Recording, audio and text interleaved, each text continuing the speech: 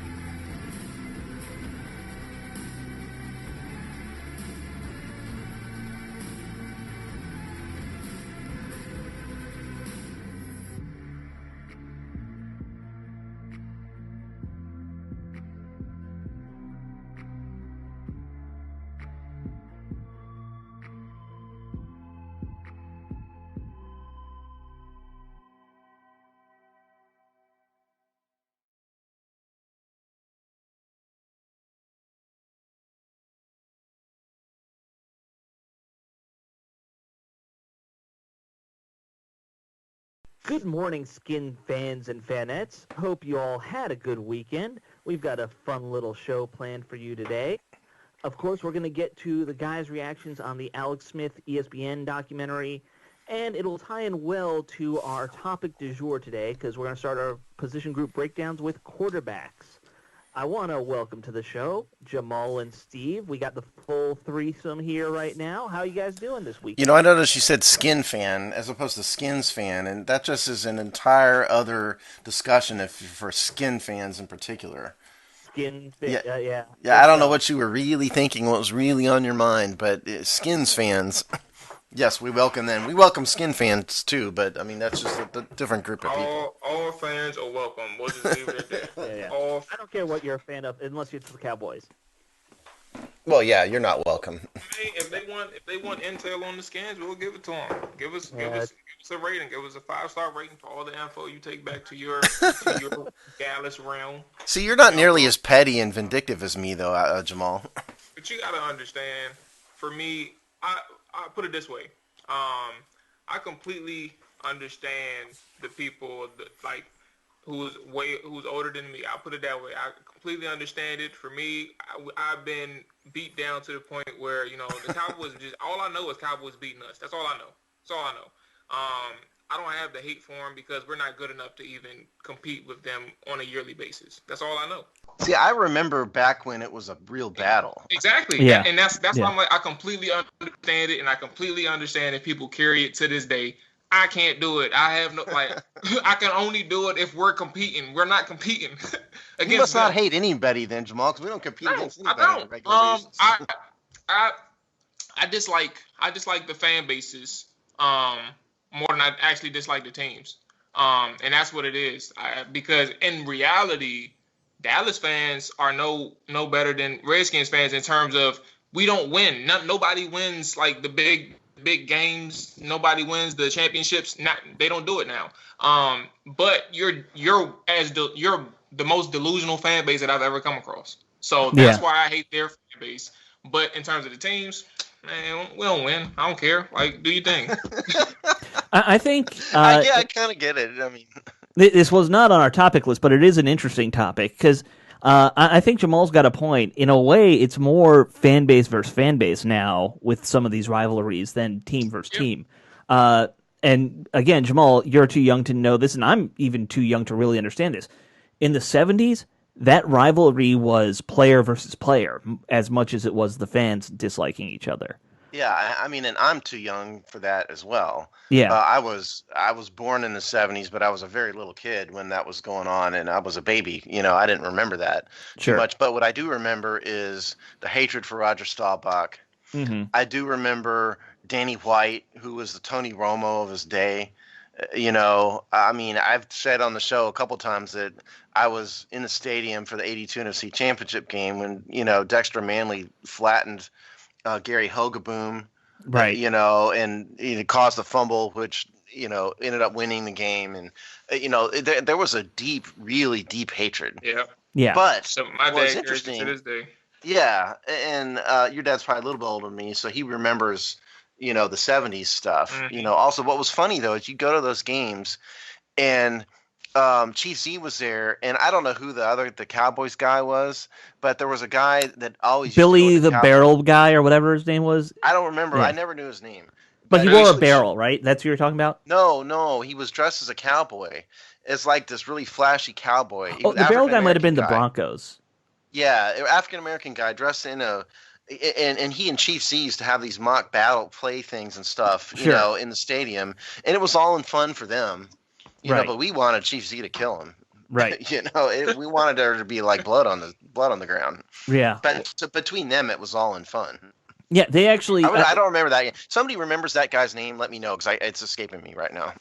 Yeah, and speaking of that guy, I know he and Chief Z actually did have a deep friendship. That, when Chief Z passed Yeah. away, there was a lot of stories about those two that came out. Yeah.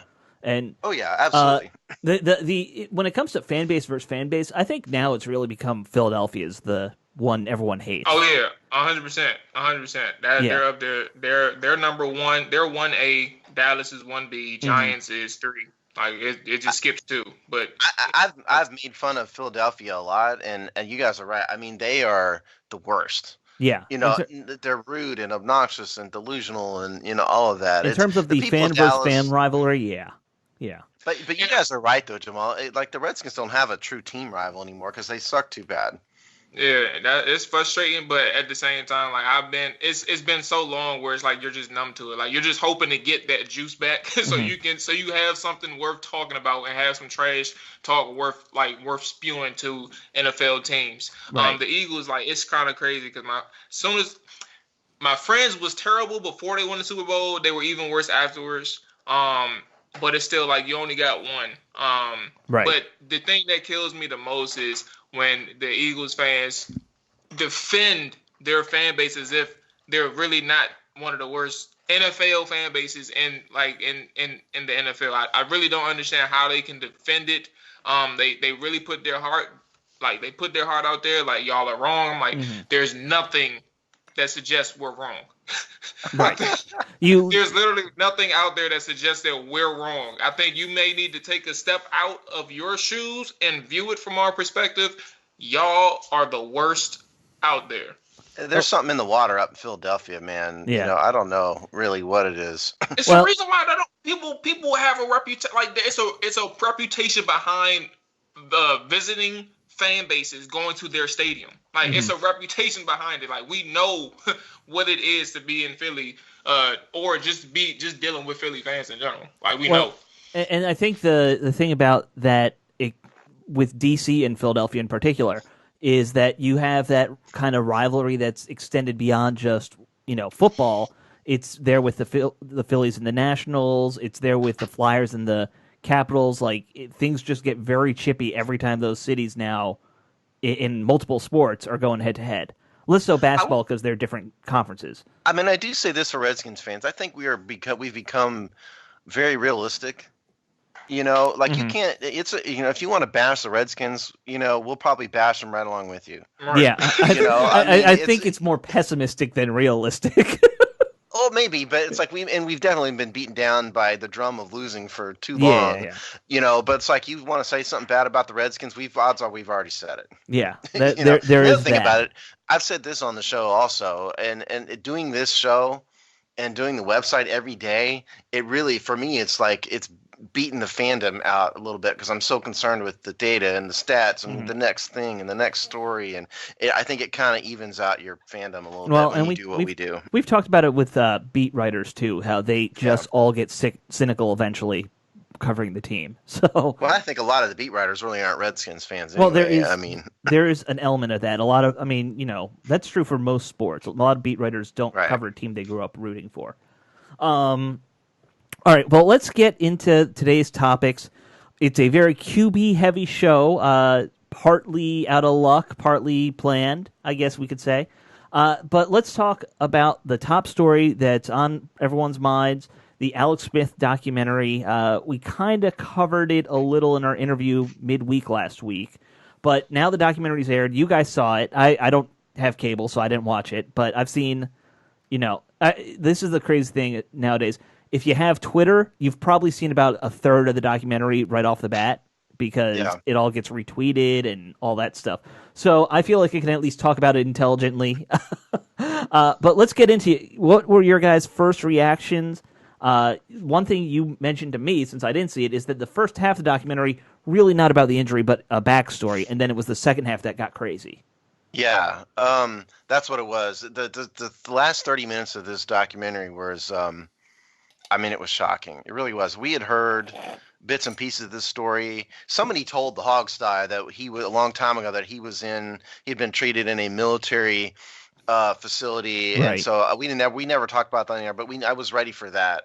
But what I wasn't ready for was the graphic. It had graphic images of his leg at the lowest point. And when I say the lowest point, what I mean is it's only a bone, Yeah. and that was it. Yeah, You know, about and some like half bits the of leg is skin. gone.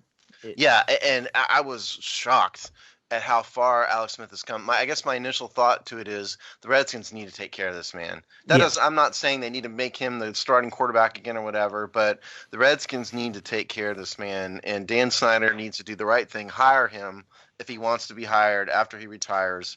But I couldn't in good faith, as we said to Burgundy Blog, to Brent from Burgundy Blog, I don't know if I could in good faith put him on the field again. But at the same time, I'm torn because I also couldn't look him in the eyes and say, you can't. After everything he went through, it'd be tough for me as a leader to say, you can't do this. I ain't gonna lie to you. Looking at that leg, after it was healed for the most part, looking at that leg, I'm not sure if anything is ever like. I don't know how the swelling is going to go down. Like the scar tissue may play a factor. I don't know. Like there's so many things where it's hard to speak on. Obviously, I'm not a doctor, but I mean I've had my run-ins with multiple surgeries, and it's just like seeing that on the leg where you got to use a lot. Obviously, you're going to have to do a lot of planning. You're going to have to do a lot of maneuvering in the pocket. You're going to have to do a lot. Well, it's in his nature to scramble. Like he's going to do a lot of running. I just don't know how he sees himself playing. I just agree with Steve. Like if anything, take care of that man. Like of course, do the contract, play out the contract, or let him stay on the contract is what I should say. And when it expires, be the first one to give him that opportunity to come into the front office or coaching role. I mean, I would think that from what I've seen, and just also his personality, he's a guy you'd want around anyway. Like we're talking about probably one of the higher football IQs in the game. We knew that about him before all this, that he is an incredibly smart football mind. Yeah, he got a crazy high Wonderlic score back in the day. He got a crazy high Wonderlic score to begin with, but I'm just mean he's a cerebral player. Like he thinks about football in ways that none of us do, and probably even a lot of coaches can't comprehend. I guess I just meant that, given everything, as far as he's come from literally almost dying. I mean, he was septic. Yeah, in a he coma. Almost died. At one point, they were concerned about him dying. Right. And we've got to the point where he is now working out and trying to get back. I just don't know if I would want to be the one to tell him, never. No, your dream is over. Right. No, you will never do it. If he wants to try and do it, he's well aware of the risks, and he's got clearly a strong family around him. They're the ones that would need to tell him, no, not me. That would be the way I would look at it. But at the same time, I don't know if he finally did get back. It takes a lot of guts to put that man back on the field with a titanium leg, or whatever's left of all that metal in his leg. So, I mean, on the family thing, the one reaction I noticed on social media immediately after and reading through it again this morning is a lot of positive reaction about how his wife was handling the whole situation, which, that is not an easy thing. I'm sure, I mean, Steve, you have been married, I am married. Like, when you have a spouse who's really sick or hurt or something, that's a lot that you have to go through. And she went through it tenfold in that situation. So, you got to give her credit if she didn't really break under the pressure of it all. Oh, yeah. I mean, that woman was a saint. Mm-hmm. I mean, that really says a lot about them. Yeah, that she went through all that. Because quite frankly, I mean, she was a cheerleader, all that. And probably some people probably out there had a view of her as just some blonde, gold digger type, and Well, we've clearly made jokes that's about not. that with the draft last week. All these Yeah, we girlfriends. did. Yeah. But she clearly was not that. If you watch even part of this documentary, you know that is. If you have that impression, you're wrong. Mhm. And she, obviously was his rock through all this. I was very impressed with her. Yeah. She I can't imagine, like, just in general, like a family member going through something like that, a close family member, going through something like that, and you're there through the entire time. And I don't know, they may have said it, but I think I missed the part on whose idea it was to decide to keep the leg and go through the surgeries. I don't know if they verbally said it or anything. It sounded At like the it end of was the day, his. yeah, he said it was he decided Yeah. to do it. Okay, so he had decided to do it. Yeah, so it's like that conversation in itself, like having that conversation with your family member or your significant other to like, this is my livelihood. I want to keep playing football. Like during that time, that's all you're thinking about is getting back to, like you want to play football, but you also want to be there to play around with your kids too. And you may be limited. Now, obviously, they can give him a leg, but you may be limited to some degree if you don't have your own leg. Like having that discussion with somebody is crazy. And then like visually seeing what he had to go through. Like I was telling y'all before the show, you hear these stories about people who, or you heard about Alex Smith, like there was nothing but bone, when all the surgeries were said and done. And then they show you a picture and you literally see nothing but bone. I'm like, hold on. He literally had a his flesh-eating virus, like destroying his muscle tissue. But I'm Alex, sitting here like I'm sitting here looking like, is this his leg? No. Or is this like a visual representation of what his leg could look like? And I'm sitting here like, no, that's his leg. Because Alex, the worst images did not make Twitter. I'm just telling you, the most graphic images were not on Twitter. Yeah, they didn't. They showed his infection on Twitter, but the bone in his leg. Yeah. No, that was on didn't show Twitter. that on. I found that. Well, they probably showed it afterwards. Yeah. Well, I don't know. It was. But one of the things that the wife said, was her name Elizabeth? I think it was Elizabeth. Is that her name? She made a point of saying, look, I don't care if he has one leg or no legs. I just want him to come home. Right. Because I can't tell my children that he's not coming home. And that was tough to watch. Here's one thing though too. Like he was about to go home the day before his fever got significantly worse. Yeah. He was about to go home and they told him to stay one more night. And that's when all hell broke loose. You got to think about it. If they had put him home, he probably wouldn't have made it then. Just going home and coming back, if you're set, it certainly would have been a lot dramatically worse for him at a minimum. And I don't know with how much he went through, any worse is probably dead. I think in the end, like 99% of the people who would go through something like that would say, "There's no way I'm ever playing football again." Well, certainly all the fans and all the normal people would, but when you have a mentality like Alex Smith, who is a professional athlete, at an elite level. It's the same thing as like Charles Barkley. Charles Barkley came back, was it Achilles? Came back from a serious injury, rehab for an entire year, played one game and retired. Right. Kobe Bryant, came back from an Achilles at age like 36 to play one season, retire. D'Angelo Hall, same thing. Yeah. I think a lot of it is when you're talking about guys like that, they do not want to let the injury beat them.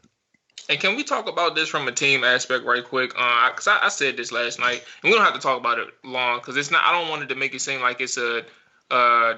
We have time, Jamal. Let's make it long. I don't want to make it seem like it's a vindication of sorts or me like defending the team or anything like that. It's more so our perspective, meaning the general public and people who have to this point shown, based off what I'm about to tell you, shown they don't know what the hell they're talking about. Think about it like this. Alex Smith gets injured. Alex Smith goes to have surgery. Mm-hmm. Alex Smith comes out of surgery. Rumors come out that he's still in the hospital X amount of days later. And we found out in that period, he's had X amount of surgeries. Fans or Twitter people come back and says, the Redskins can't do bleep right. They can't do anything right. How on earth do you miss this man? How does he almost lose his leg under your care? Under your care. And it's looking back at the surgeries, looking back at how things unfolded. How on earth will they be able to detect? First off, they weren't even involved with the situation at all. They gave the surgeries, what's happened with the doctors, the actual medical people, and then an infection occurred, something that is typical when a bone, or more plausible than not. Like, it's very likely that you can get an infection when a bone is outside of the skin. Like, these things happen. Where on earth does the Redskins even fit in there? Like, looking back at it, so many people blame the Redskins for something that was completely out of their control, and it was completely out of the doctors and the surgeons' control. How on earth are you blaming the Redskins for that? And I only bring this up because it's incredible listening to the story and then going back and saying fans really don't know anything and they're just finding anything to pin the Redskins or put any type of blame on them. And I just thought it was kind of crazy. Yeah, if you haven't seen this documentary yet, understand that this had not one thing to do with the Redskins training staff at all. Yeah, you know, it's fun to bash. Yeah, it's fun to bash Redskins training staff, but listen, he went to a trauma center. Okay. Mm-hmm. You know, and they made a point. One of the doctors in the documentary made a point of saying, we don't know where this infection came from. He had a sock that was a sweaty, dirty sock that was touching a bone. You know, he came off of a football field and, you know, and then, we stuck a piece of metal in his leg. You know, it could have been any of those things. They even got down to a blade of grass. Like, they even went down to talk about a blade of grass. Yeah, it was laying on a field for 10 minutes. You know, it had nothing to do with the training staff whatsoever. So I will say, Jamal, thinking back on that, there was at that time, you have to remember there was also Colt McCoy had a broken. I don't remember what leg he broke. He broke a leg too. It was. I think it was tibia or tibia. I think he broke a tibia. Yeah, I think it was just the tibia, and it wasn't as bad as Smith. He got the infection too, and then Geis had his Achilles thing. His got infected too. It was really that all of a sudden we had three guys who were out who all suddenly had leg injuries with infections in them, and that's what people were like. I personally never blame the Redskins training staff, though, because it's abundantly obvious if you think about it.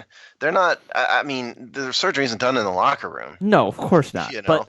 But I made the joke. We need a better hospital. I don't know about a better training staff. I don't know what hospital all these guys are going I think in the case of Alex Smith, Jamal is right. I mean, of course. When you're talking about an exposed bone. Yeah. I mean, it could be the best trauma center in the world, and that may happen. Yeah. Well, and, you know, you were talking about 99%. I think 99% of people, that leg's just coming off.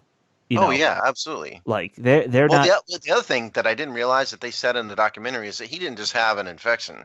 Mm-hmm. He had 4 different types of bacteria, 2 of which were very rare flesh-eating bacteria. Right. You know, it was literally eating his leg, and he got really lucky that it didn't get past the knee. In the one shot that everyone sees, that black skin is literally your skin being eaten by flesh-eating bacteria. From what I know from doing personal injury defense work is that once you have an above-the-knee problem, it's exponentially worse. They got really lucky that it stopped below the knee. Right. You know, if it had gone above the knee, I think we'd have a whole nother. Well, then I think what happens when it goes above the knee? Well, because if you get the bones in the knee ruined, that makes it worse because it can't heal properly. And then if you have to amputate above the knee, that severely limits their ability to give you a prosthetic that will give you a reasonable. Right. Originally normal life. And so if it had gone above the knee, then you're talking about infecting the knee. And then if they have to amputate, it's just a whole different story. Right. They got really lucky that it was basically what they did more or less, Jamal. I mean, you saw it. For the people who didn't see it, it basically ate away his entire calf. Right. His calf was just gone completely. And so they replaced his calf with thigh muscles. What I saw, it was like shin down to calf, basically, right? Yeah, it was. It was the entire, basically the entire calf muscle from just below the knee all the way down to like the ankle. And what apparently, this wasn't in the document, it was in the company ESPN story, but they offered to take his lat out of his arm. And he was like, no, you can't do that. I have to throw. Right. And so they then took thigh muscles out of his good leg and turned that into a cat. It was incredible. Right. So here's my question. I know I've seen the leg with all the dead skin kind of cleared off or dead meat cleared off, and you see the exposed bone. I saw the bad infection, and then a couple days later when it was all kind of gray and gnarly looking, did they show like what it looks like now in the end of the documentary or no? No, he always had Yeah, something they on showed his it. legs. Didn't he always have something on his leg though, Jamal? Yeah, it Like, was that black band. Yeah. They showed it when he went back to that military base, because I think he went back for like a checkup or something. Oh, If I'm okay. not mistaken, Yeah. and they showed that How, part. how did it look Yeah. towards the end? Like, does it still look I mean, mangled? It looked not mangled, but you can tell where they inserted the muscles. You can see the scars, the scar tissue. But it's like a reasonable approximation of normal, though. And it's Okay. still swollen. It was definitely swollen. And I don't know when that's gonna go down. Like, that was incredible. Oh, well, we saw at pictures of the him end, working when they out. showed and when they showed the end with the black band on his leg, you can still see that it was swollen at that point too. So, yeah, Like the very last scene of it, Alex, was him and his wife walking out onto the field that one game. I forget what week it was last during the last I season. kind of know what you're talking about. That was the last scene, and where he was still kind of limping and walking gingerly. And then the credits showed some clips of him playing with his kids in like a yard or something out in the grass, and he looked much more normal during those shots than he did on that. Because field I shot. remember that Halloween picture he took, and his leg was like still twice the normal size, and Yeah. all the workout videos he's putting out, it was still incredibly swollen, like you said. So I wonder what it looks like now. It's been a year plus. But just in terms of him getting back out, I don't think a doctor would ever let him go back if it was still all mangled up and swollen. I mean, I guess at the end of the day, after seeing all this, I mean, a big part, the cold, logical, cynical part says to just cut him, injury settlement. But I don't know if I could do that to him. No, But, I don't. I just think the Redskins need to just suck it up and keep I mean, him on he's the got roster. what, 2 more years after this, something like that. Hold But on. I know the After big this, I money think goes away after this year. Okay, I think he so signed a 5-year 90, right? his contract, I've got it in front of me on my chart. His contract runs through 2022. In 2021, he's got a cap hit of 24.4 million. His 22 cap hit is 26.4 million. Again, if you keep him on the guarantee money goes away, but if you keep him on the roster, that's the cap hit. He could be cut if you really wanted to be a heartless bastard. You could cut him. Really next year. Yeah. His dead cap is 10.8 million. So again, maybe the answer is you come to an agreement with him. If he comes to you and says, I'm done, then you reach kind of an under the table agreement, says, we'll offer you a position of whatever in the front office, and maybe he takes it. But again, I just think if he wants to say, hey, I want to be able to play, I would probably say, okay, you do you. The last thing I'll say on this, and then we can move on. There was an interesting, proposal I saw, and I think Grant Paulson's one who wrote this after the documentary finished up, saying, you can't probably in good conscience put Alex Smith out there, but what you should do is, after a win, put him out there in the victory formation to take the knee, just to get back on the field one last time, that kind of thing.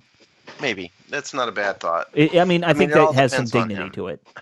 It all depends on him and what he really wants. I mean, of course, I think he's been using this past year and a half. During this past year and a half, he's been using "I want to play football again" as his motivation to do all this rehab. Mm-hmm. And just to say no, it's over. That's tough mentally. Yeah. I agree. I mean, that is very tough mentally, and like you said, these guys, they have a different personality than the rest of us. Right. So yeah. I mean, it sounds like it's gripping. Once I get cable again, which will be if and when the football season starts, I'll go back and find it. You may have to do what I do and head to sports bars every Sunday. Well, again, who knows what the world's going to be like at that point, if sports bars are open yet. I was completely tempted to go on a rant about hoping my favorite sports bars made it out of this, but it's we can move on to the next subject. I know mine has because I know the owner or the general manager. We could spend an hour on that topic alone, Jamal. Yeah. Just listing favorite sports bars. Moving forward. All right, well, let's move forward. We have some QB stuff to get through real quick before we do our position group breakdown, guys. First, I want to kind of get to the poll we did, because we did do our weekly poll. Steve, if you have it pulled up, or do you need us to vamp for a minute? No. Okay. No, I got it, man. Always, always. All right, great. Well, we did a poll. It's about the draft, the non-Chase Young version of the draft. And basically, Steve was asking people to grade rounds 2 on, or we don't Right. have round 2, but round 3 on. Well, for the I put Redskins. 2 because your view of it could have been they should have traded up into 2. Sure. If you wanted. That's fair. That's a good Yeah, point. we ignored round 1 because I figured if you put Chase Young into it, 99% of the public would have given it an A because they're all gaga over Chase. So right. the question was ABC, disregard F? Is that what we did? ABCF. Yeah, thanks hashtag Twitter limitation. So the question specifically was disregarding the Chase Young pick selection at round 1 pick. Round 1 pick 2. What grade would you give the Redskins for rounds 2 through 7? Mhm. And then tell us why. So, yeah, A, B, C, F because no D. Right. So let's start with Jamal because we didn't have Jamal last week, so we got to let him get out his thoughts. What grade did you give, and what do you think the public would have voted? Well, Steve, I got to get on you about these poll options. I just graduated graduate school recently. So I'm well versed in, and I know you're well versed in the grading systems out here. You could have just said A, B, C, and a fail because you can't pass with a D anyway.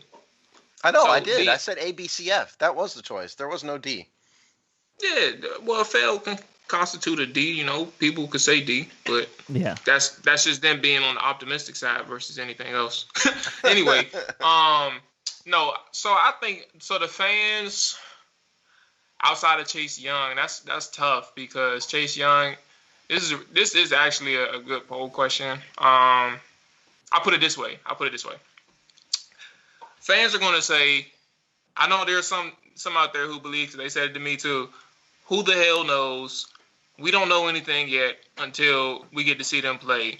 That's the most non-answer type of answer that people get nowadays because they don't want to grade so quickly. Mm-hmm. And what's the purpose of why are you giving that answer if you're not going to just grade it for the sake of grading we all it? know, We right? know. Exactly. We all know that. Just grade it. Right. Anyway, I think that the poll itself, I think people probably graded it a C outside of Chase Young. I think and I'm maybe not giving the fans enough credit because they may have gone B out looking at the first two choices outside of the first round. I think that I'll go B. The first 4 picks in general, and this is including Chase Young, but I understand the first 4 picks in general were too strong to just say like it was a top heavy Mm-hmm. draft class for the Redskins. It's hard to get past it. Looking at the 3 guys that you get after Young, you get Sadiq, you get Gibson, you get AGG. These guys all are going to be contributors right away. Yeah. And they play a specific role. So it's not like you have to hope that they're a full-time starter. I'm sorry, Sadiq is expected to be a starter, but the other 2, you're not expecting them to be a full-time starter at one position. They can play multiple. AGG can play multiple wide receiver roles. He doesn't have to be on the outside. Mm-hmm. He can play the slot. He can also play. Well, there you go. You can play the slot. But yeah, I think you go B. I can go B. All right. Alex? All right. So I agree with Jamal's thing. I saw a ton of responses, just happened to be on and seeing people react to it, and it's all people saying exactly what you said, Jamal. It's too early to give a grade. We're having fun.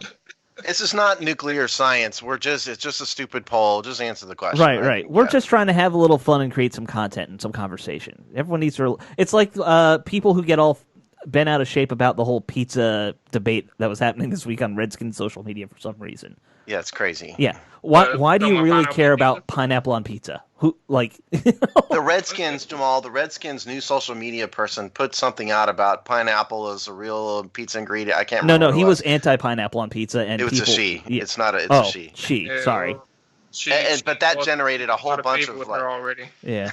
Generated a whole bunch of people mad about pineapple and not pineapple, and it's like, oh my god, just stop. Right.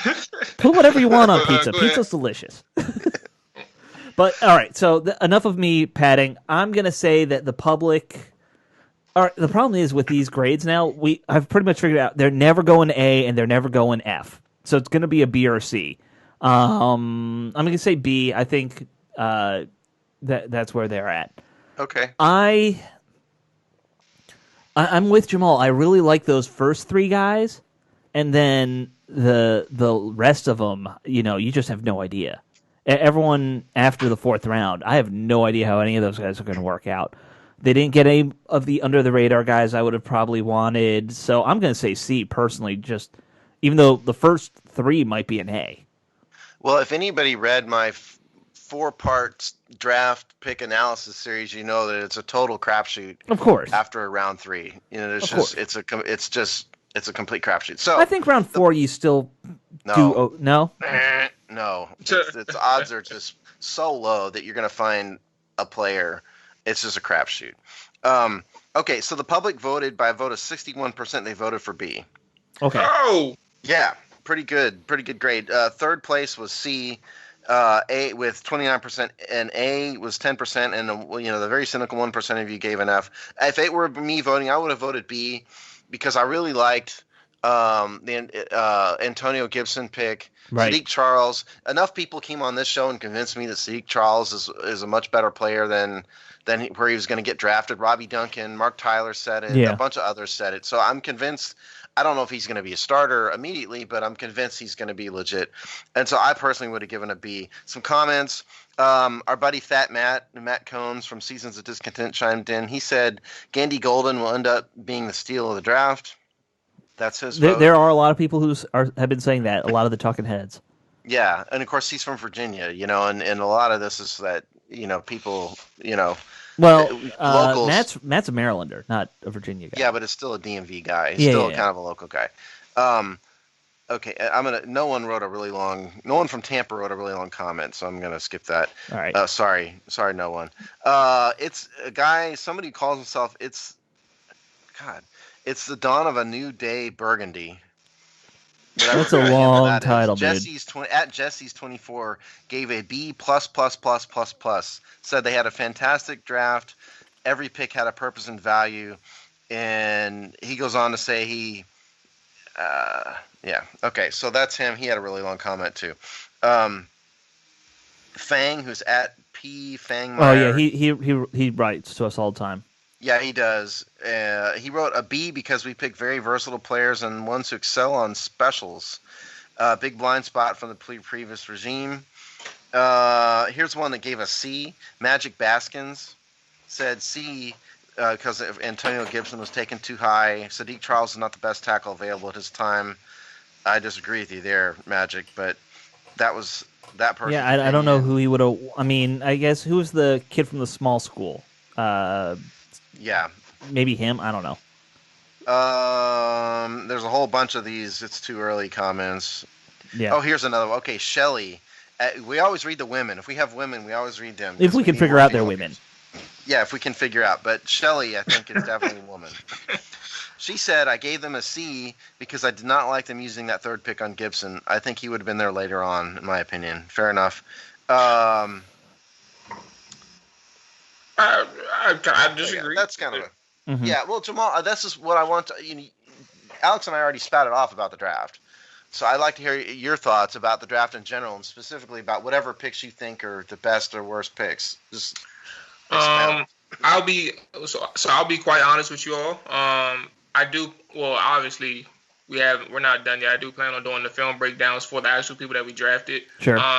Because I did the clip on the 4 players and up front. I don't really have to do that again. I'll just do the back end because I haven't looked at the back end yet. So I have no opinion on them. From what I understand, these are depth guys, special team guys. Early on, they may amount to something later, but I don't know much about them. But I will. I plan on looking into them and making a film breakdown for the back end of the draft guys. In terms of the front 4, I really thought it was solid moving forward. That I don't know what their plan was because in the draft, again, we all mentioned it. It's a crapshoot. And that's in terms of potential, and that's also in terms of projections on where you can land your guys. So we don't know who was at the top of their boards heading into each round. We don't know that. We just know who they ended up selecting. And I think instead of saying they had a plan, because we don't know what their true plan was, I can say that the people that they selected fit a lot of roles that they needed to get in place. Who is this? Oh shoot! Especially on offense, you're right. Yeah. I'm about to say no. I'm sorry. Somebody called me. But basically, like they fill in the roles that are necessary for this team right now. Chase Young, you're making the strength stronger. Nobody can, and you're picking the best player in the draft. Like undoubtedly the best player in the draft, according to it's a unanimous decision. When you get that type of guy on the side of the ball where your strength already lies, that's something important in itself. I'm really satisfied is the word. I was going to say ecstatic, but I'm not a fan in this analysis right here. But I'm satisfied with their pick right there. Then you look at Antonio Gibson, who's a Swiss Army knife, who's basically I said it in my initial analysis. I'm looking at him. Gibson he's a Christian McCaffrey type of guy. Mm-hmm. And I'm not saying that he's to that caliber in terms of skill set, because Christian McCaffrey was a dynamic ball carrier. He was dynamic in so many different ways. But Antonio Gibson is an electric receiver because he can beat you with speed, but he just also has the ball carrier vision, and he's a power runner. I'm sorry. Let me take that back. He's a tough runner in terms of, like, he's hard to bring down. He runs strong. He's not necessarily a power back. I shouldn't say that, but yeah, that's what I think. That's what I think Gibson reminds me of. It really is Christian McCaffrey, and I think, truth be told, and Manny Bitton, former guest on our show, I kind of agree with him when he said it, and I was thinking about it at the same time. Gibson has starter potential at running back, and I think eventually we'll get to the point where we're asking who is going to be in trouble at the running back position, because Gibson will start to threaten people who are already on this roster. That's both Adrian Peterson and Darius Geis, truth be told, in my opinion. He will start to threaten somebody once they start getting on the field, because eventually, if Geis can't keep up in terms of first staying healthy, that's his main thing. Because if you're best, like you're a talented player, but if the ability to stay on the field is hindered by the constant injuries, which isn't necessarily always in a player's fault, if that type of thing always gets in your way, what can you really do as a coach? What can you really do? You can't really do much except for go with the person who's been consistent and who's been on the field. Eventually, that'll get in the way. Not saying that it will happen, but if the injuries continue to happen, then that's what's going to hurt Darius Geis in the long run. And then you go to AGG. You know what's crazy? I always get his name backwards. Golden Gandy. Well, yeah. Yeah, I always say it. I would just say Gandy Golden. I don't even know if that's right. But, it's Gandy. It's Antonio Gandy Golden. Yeah. Okay, there we go. It's Antonio Golden Gandy sounds like Golden Gandy sounds like it's like some Hollywood dancer or something. Yeah, I don't know. But that's why I stick to AGG. He already has that out there. I don't have to worry about mispronouncing. I don't have to worry about saying it wrong. I just say AGG. But yeah. So the first thing that came to my mind when you look at AGG is Marcus Colston. Marcus Colston, he got drafted as the Mr. Irrelevant guy. Mm-hmm. However, he was, if you're talking about production wise, he was probably in that draft class, he was probably worth a second round pick. You find the AGG in the fourth round. You find a guy who first can make plays on the ball. He uses his size appropriately. He doesn't play under his size. Like, he's a strong receiver, but he's also has the route running ability to first of all separate from defenders, but also he has some sort of I'll just say nuance, because I can't really finger point like what it is specifically, but it's nuance to what he does as a route runner. The hands are there. The leaping ability is there. It's hard for people to check him. Obviously, we got to point to the people that he was playing against. That's one thing. But just in general, like in terms of you can't really help who you play against. Like, that's not his fault. Yeah. Well, the other thing, Jamal, is what I really saw about Gandy Golden did watch as much of his film as I could. The quarterback caused a lot of those disputed balls. The quarterback was terrible. Off. Like, it was probably on everything I love. I'm being completely honest here. In all this off season, He was probably the most annoying. I hated that I had to watch him in order to watch Gandy Golden. you had to watch the Liberty quarterback. Yes, and he's not a pro prospect. You No. know, we understand that, but he caused all those 50-50 balls. It made Gandy Golden have to jump over and crazy one-handed catches. It was because of the quarterback. Well, I mean, you said it last show, Steve. His nickname's Buckshot. So I don't know if it's even a nickname.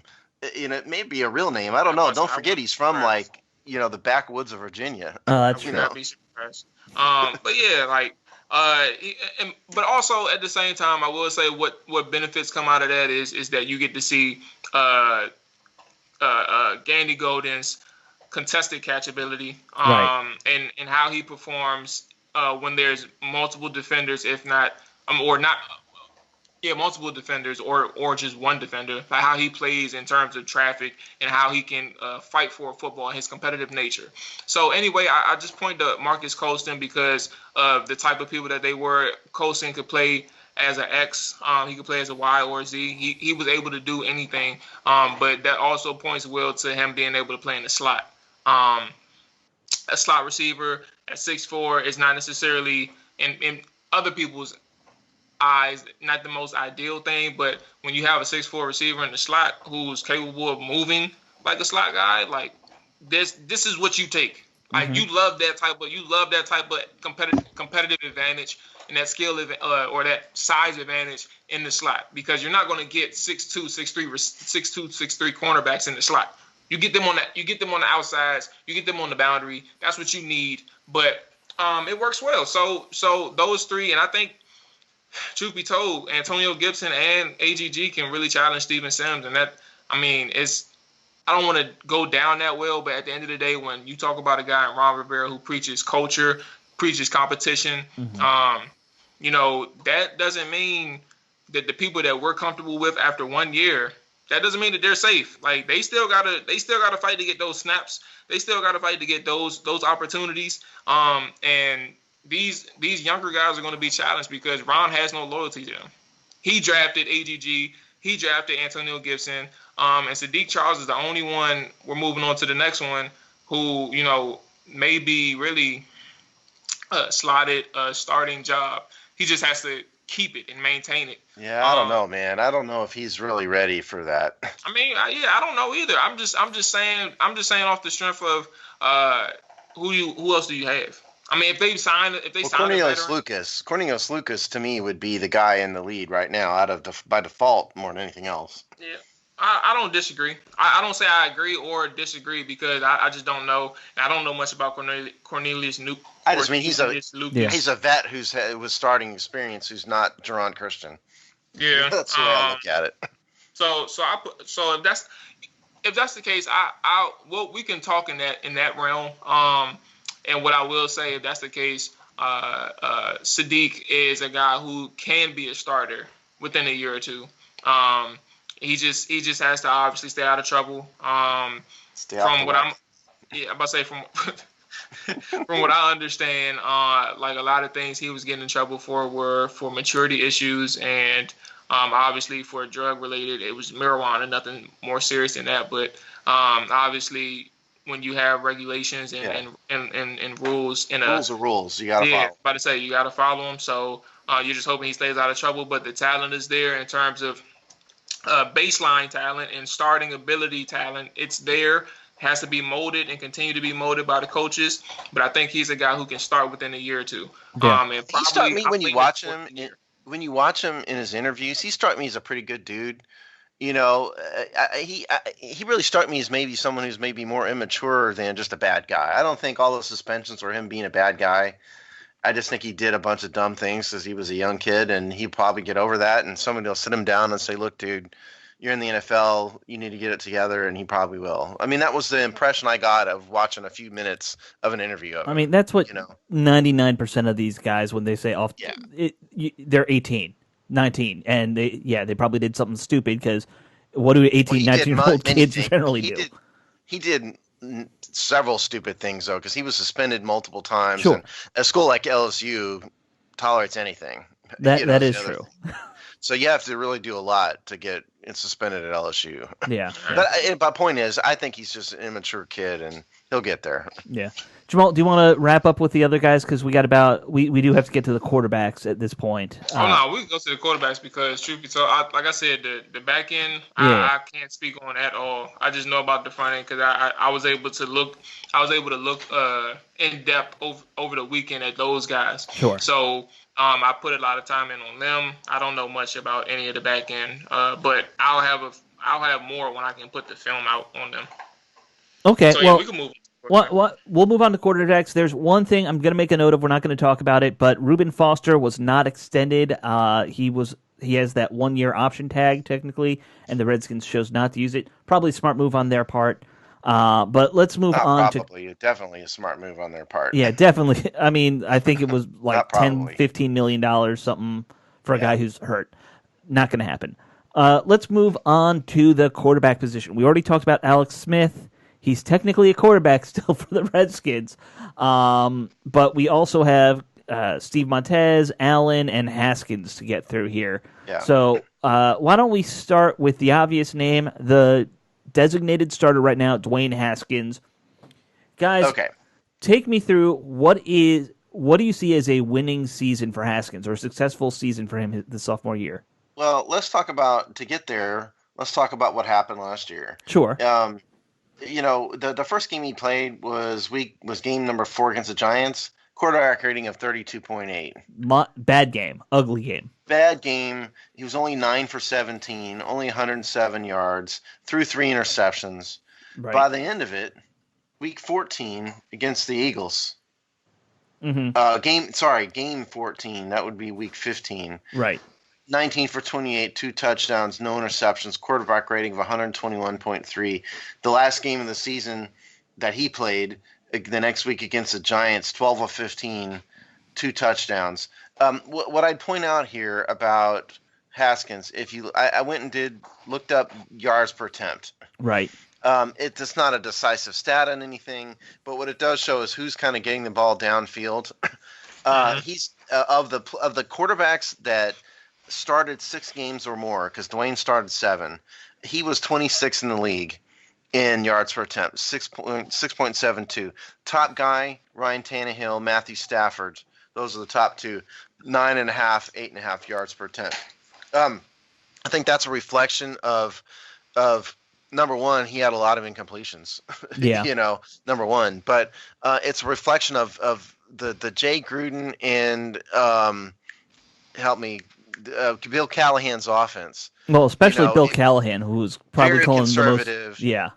Very conservative. It didn't go downfield a ton. So I think that was more a reflection of that. What I would expect with Dwayne next year, which is where I'm finally going with this, the yards per attempt needs to come up. Mm-hmm. The completion percentage needs to be more like it was at the end of the season. 67% completion percentage against the Eagles, 80% against the Giants. 80% isn't going to happen. No, if you do that, you're getting MVP. Yeah, but completion percentage in the low to mid 60s. A greater yards per attempt. Keep his interceptions low, like it was in the beginning of the season, not at the beginning. He ended up 7-7, 7 TDs, 7 interceptions. Needs a lot more touchdowns. About the same number of interceptions. Quarterback rating in the 90s. I mean, that would be an ideal season to me for Haskins. I think those are numbers wise. Those are not bad benchmarks. Yeah, repeat that again. You said 90 QBR. Yeah. Well, to be clear, I'm talking about quarterback rating. QBR is an ESPN stat. I don't do ESPN QBR. You're talking the classic quarterback rating. Yeah, that's what I was talking about. So I said quarterback rating at least 90, completion percentage in the low to mid 60s at least. Keep the interception rate low. We only had 7 last year. Like to see 10, 11 at most interceptions, and then you're talking maybe 20 touchdowns. Yeah. That would be an ideal progression for him, I think, in the season. I think the numbers wise, that's about right. I mean, if you're in the 20 touchdown range, that it doesn't sound like a lot because that's technically low 20s is less than 1 touch or 2 touchdowns a game, but there's a lot of guys who that's where they hover. That's just what happens. I'll tell you the thing I'm looking for with Haskins is not so much just those numbers. I want to see him get more and more comfortable in the pocket. And we started to see it later in those last couple games where he wasn't, falling and taking the sacks and giving up on plays. He was moving around a lot better. He was running with the ball to try and escape, which I think that's more his strength. He's not a scrambler. We all know that. Like, he's not gonna be 100 yards on the ground guy. No, but he's more mobile than people give him credit for. He is more mobile, but I think his best bet is to be the guy who's, get out of the pocket, reset, and throw the ball, or get out of the pocket and just try and dive for whatever you can get. You're saying, yeah. You saying you prefer? We use that in my world of football.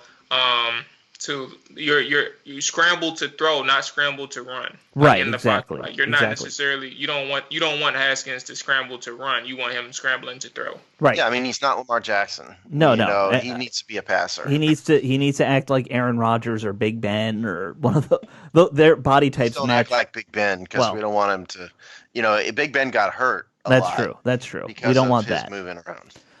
And I mean, the one other thing I'll say is when he's run, he's got to learn to not try to juke guys because he can't. He is not that agile. He's just got to try and run people over. But again, I don't want him running much anyway. But I think those are the things you want to look for. I really would love to see him find a second target. Obviously, Terry McLaurin, had a great season. I think he became the go-to blanket for Haskins. And not having a great tight end last year hurt him. He's still, that's going to be a question mark this year. We all know a tight end is key to a young quarterback's development. It's the safety blanket. We've seen that, in the past with other players we've had here, and I'm sure we'll see it again someday here with Haskins when he has a tight end that we know we can trust. But I don't think we have that right now. No. I kind of agree with you all. Now, I do think the personal opinion in terms of like the statistics, that's not necessarily it's not a bad thing. That's actually a good thing to shoot for. I do think that in terms of completion percentage, because of the offense, it will be a failure.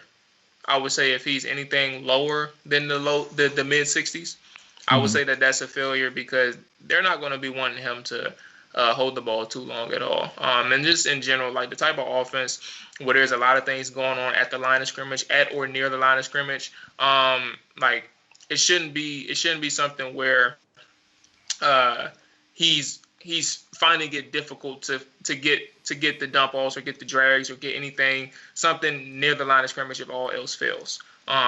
So that's all I would say in terms of statistics. I don't have an actual opinion on where he should be, but I do think in terms of completion percentage, if he's anything lower than mid 60s, that's a cause for concern. The early rookie year, he was 55% or 60. Yeah. I know he wasn't 60, but 55% understood. He didn't know what he was doing. The coach didn't even know what they were doing. So understandable, clean slate, started new. But he did turn it on at the end, and you saw that he was capable of completing mid 60s. Close to the 70, I think, in the Eagles game. I want to say before he got hurt. It was 67.8%, 67.9% against Philadelphia. Which one? Was he close to 70 and 1? Was it the Giants? Well, he was up at 80. The last game of the year he played was against the Giants. It was at 80%. Oh, 80%. That was in game 15 and game 14 against the Eagles. He was at 67.9%. Mm-hmm. And then early on in the season, the first game – the third game he played was Buffalo. He was at 68% at 15 of 22. Okay. All right. Yeah. So, just in general, the type of guy that I do think Haskins is still I shouldn't say it that way because we all know he's still developing. What I should say is Haskins. The people who have a final opinion on him is kind of misguided, because the type of player that he was, like there was two different Haskins last year. You can't really be sold on one or the other, but you do know the traits that he has that's working for him, and you do know the traits that he has sometimes that are working against him. Sometimes I feel like, because I'm a guy who thinks that Haskins do well, but one of the things that's a cause for concern, well, I should say one thing. I'm not going to point out everything, but one thing is when he tries to rely too heavily on his arm. Now he has all the arm talent in the world, but a lot of people in the league, they truly feel like their arm can get them out of a lot of trouble. But lo and behold, like sometimes these things can get you stuck in those 50-50 situations and an unfavorable matchup to a receiver that shouldn't be getting the ball in the 50-50. That's intercepted. Sometimes you think you can get the ball to a spot quicker than the defender will get there. And you want to test your arm out because you bet on your arm more than you bet on anything else. Mm-hmm. And then the defender gets there. He picks the ball off. Now all of a sudden it looks like a terrible decision, but really you were going to the logic made sense, but you took the wrong bet.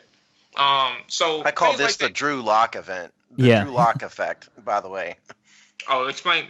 I'm not. Well, Drew Lock is a guy who has probably the biggest arm in the NFL. But if you watch his college, which I watch a lot of, he's doing exactly what you said. That's a guy who spent a lifetime with letting his arm get him out of trouble. Yeah. Thinks he can make every throw. Throws balls that he shouldn't throw, that he's not going to get away with in the NFL. Dwayne Haskins has that to a certain extent because his arm isn't at Drew Lock's level, but it's close. He's got a huge, gigantic, massive arm. He probably has more arm talent than anybody the Redskins have ever had, probably. At least in a long time.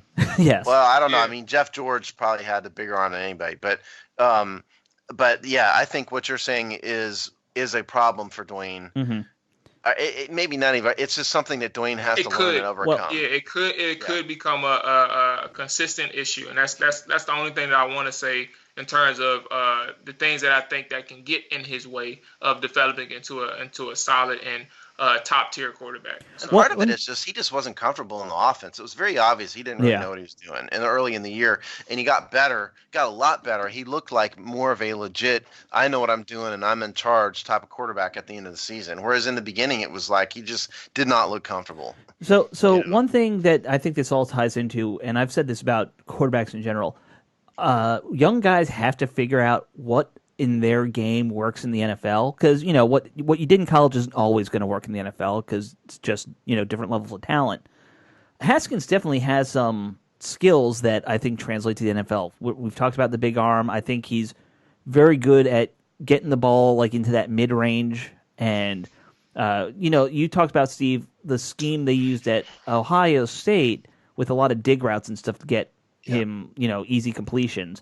He's got to figure out what of that translates to the NFL, and then we got to make sure the coaching staff needs to figure out Haskins too, and figure out what Haskins can do with their offensive schemes that they want to run, and that's going to be a learning curve for this year. Well, this is part of the problem actually with this coronavirus nonsense is that he's not in OTAs right now. They're supposed to be in OTAs. Exactly. And that's not happening. And you can have all the Zoom meetings you want, but he needs to get on the field. And it concerns me greatly that his development time this offseason is going to be limited by whatever however long health concerns keep the team from getting together. I think it's a big problem, especially with the new coach and the new scheme. I agree. And, you would like to think that at least maybe, go call up Terry McLaurin and say, hey, come over to my house.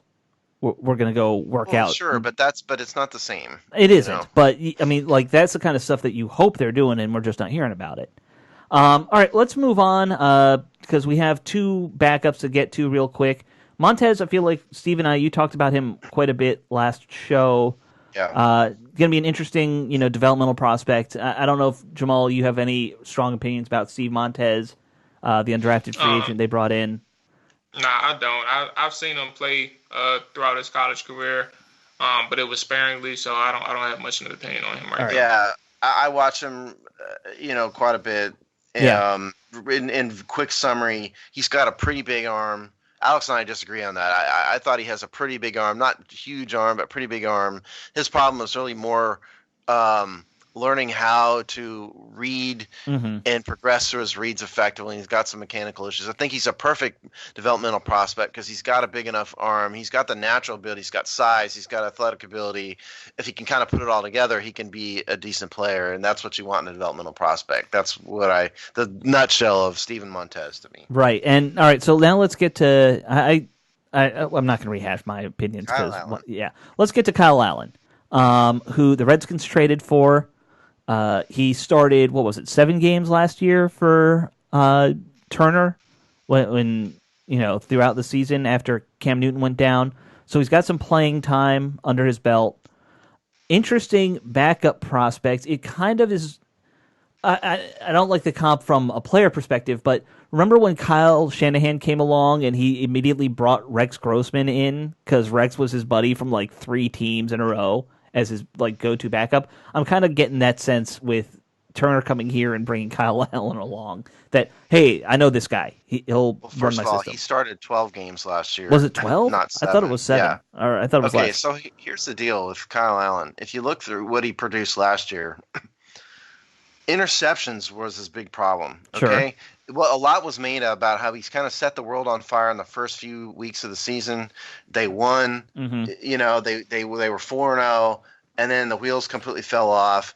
His numbers fell off. His numbers fell off because he started throwing interceptions. 0 interceptions in the first 4 games. 7 touchdowns.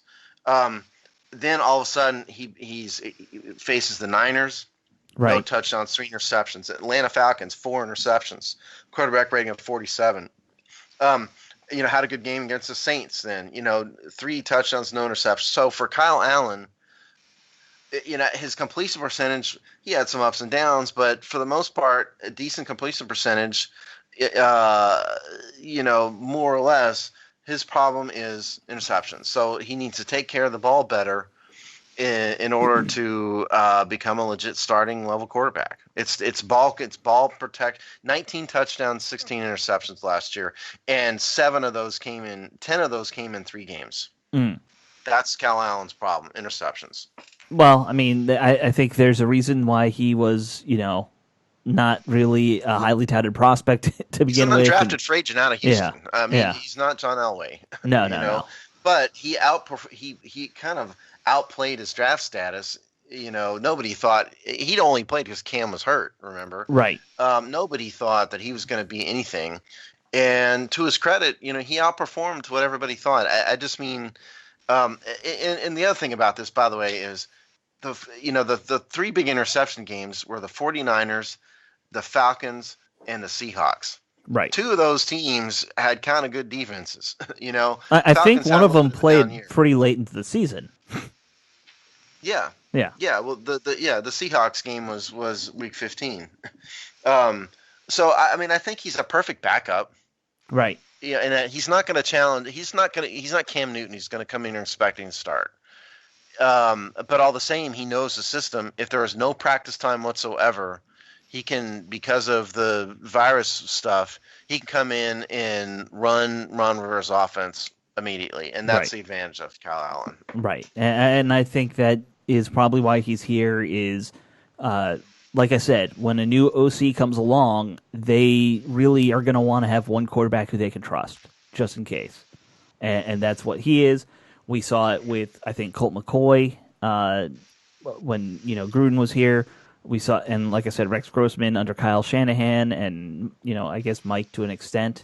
Like this is something that a lot of coaches do now with their backup quarterbacks, is they'll kind of tie one quarterback to coach and bring him along.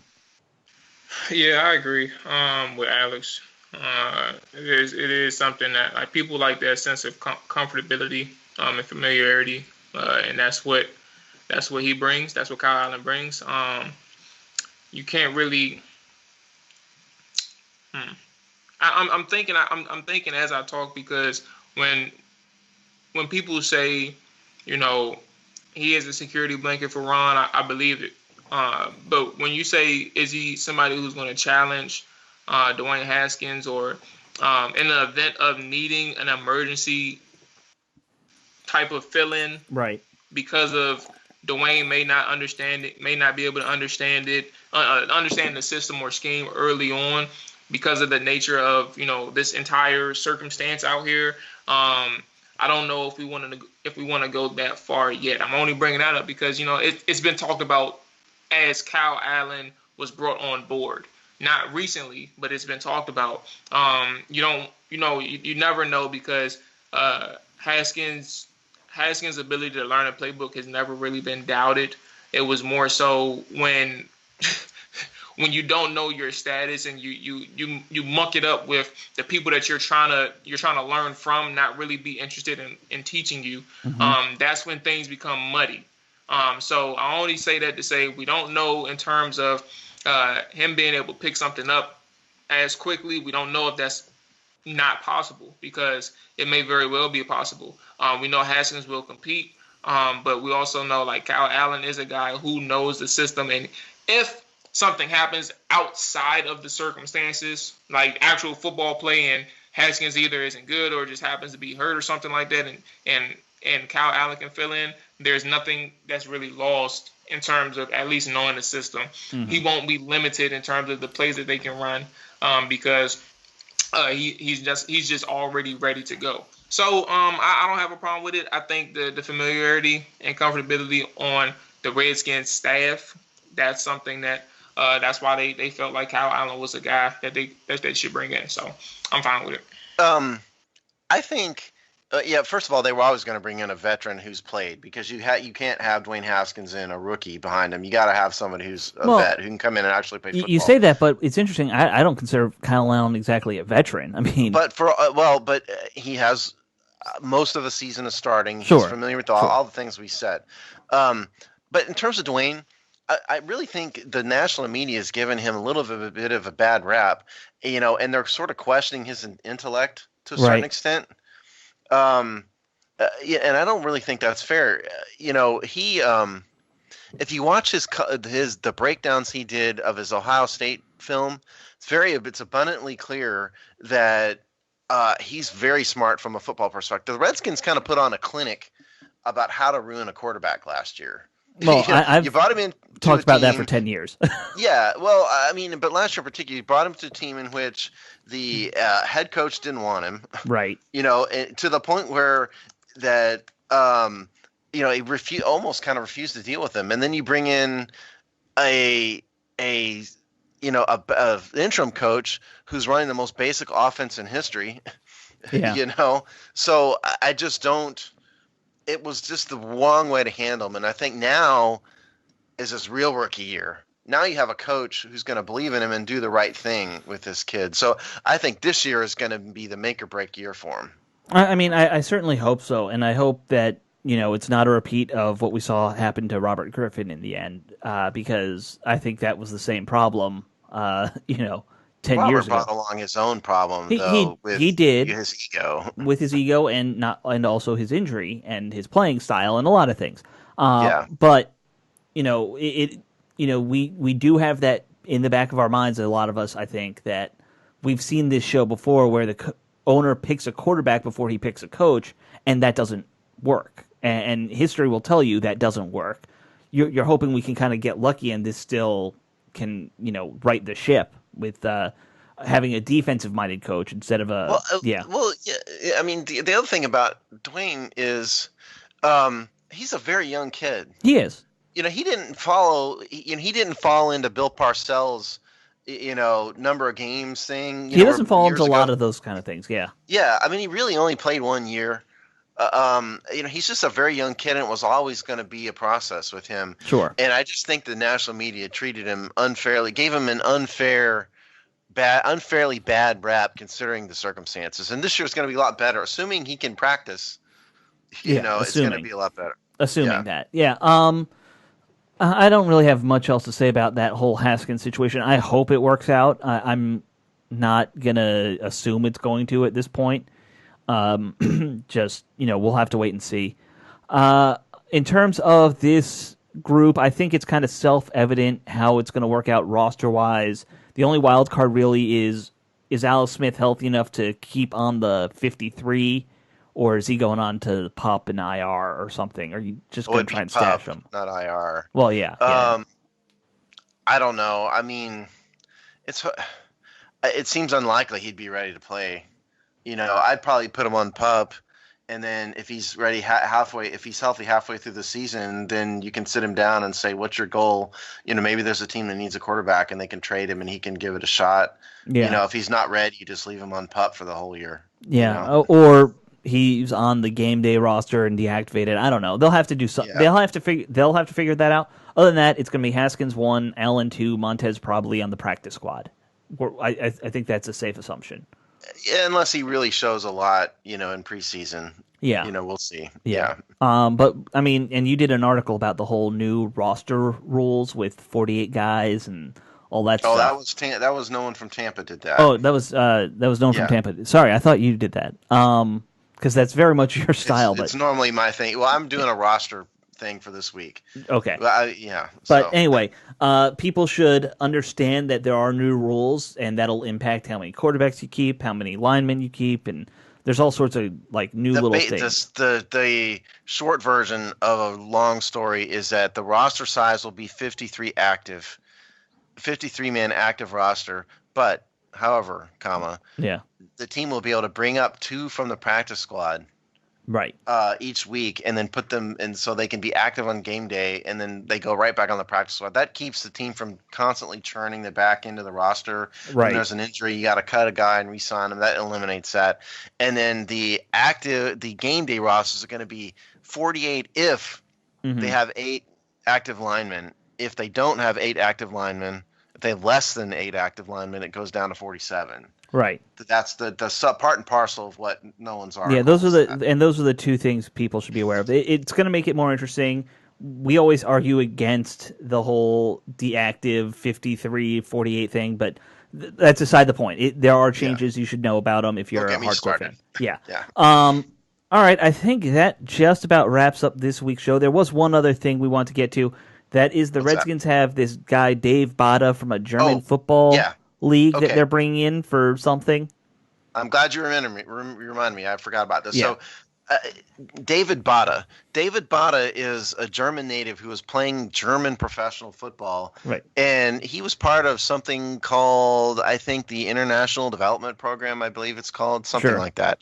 Don't quote me on the name, but it's something along the lines of International Development Program. It's only been around since 2017, and the purpose of it is to identify international professional football prospects and bring them to the best league in the country. So what you can't find about David Bada is any biographical information whatsoever, like zero, not one thing. I couldn't even find his position. Steve somehow knew it, but I did because the Redskins, told us he was a defensive lineman. Right. But so at some point the Redskins will put out biographical information about him, and then we'll learn more. But they haven't done that yet. But just know that he's interesting. He's a defensive lineman. He is. Hold on.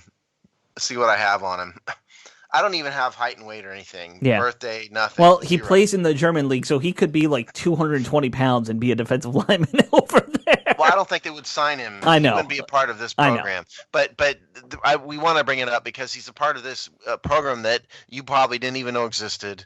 It's an international development program, and he was very grateful for the Redskins to sign him. He speaks English because he put out an English tweet, so at least he speaks enough to tweet in English. So he writes English. That's it. He can maybe write, and I don't know. Hopefully, he can speak English because it might be tough. Well, it's interesting that you are starting to see here and there peppered in a little bit more of an international flavor to the NFL, especially in Germany. And Germany makes sense because if you remember NFL Europe or Europa as they called it in the end, half the team, or not more than half, I think 5 teams were in Germany in the final season.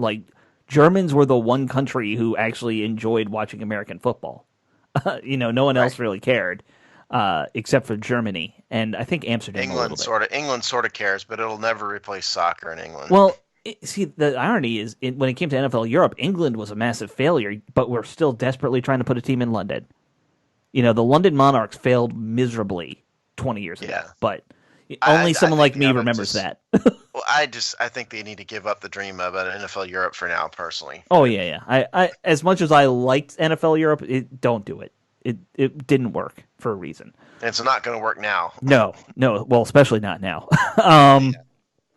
Well, that should do it for this week's show. We went way over because we had a lot to talk about, I guess, with the Alex Smith thing. Who's stopping us, Alex? Yeah. Who's going to tell us no? No one's going to tell me what to do. Jamal's computer even died. The reason Jamal isn't here is his computer was about to die. Right. We got to get him an extension cord. He's got to stop running off battery for this whole thing. We can at least fund an extension cord with this show. Yeah. Let's work on that this weekend. All right. At least he was out of his bubble though this week, and he was back, so that's good. All right, guys. Hope you enjoyed this week's episode, and stay safe out there.